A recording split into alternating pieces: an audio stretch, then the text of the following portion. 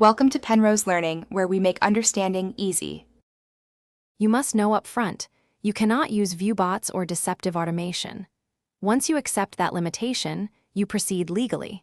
Start by getting a WhatsApp business account and registering as a meta developer. That gives you approved, auditable channels.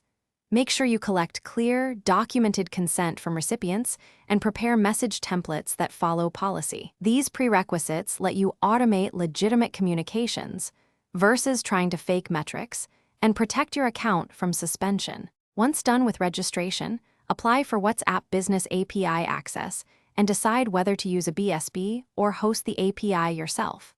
Then set up webhooks so you receive incoming messages, delivery receipts, and status events. This is how you automate legitimate flows. Make sure you only send approved message templates for notifications, observe rate limits, and never attempt to simulate views. Focus on engagement metrics that are transparent. These middle steps ensure stability and compliance. You deploy only after thorough testing.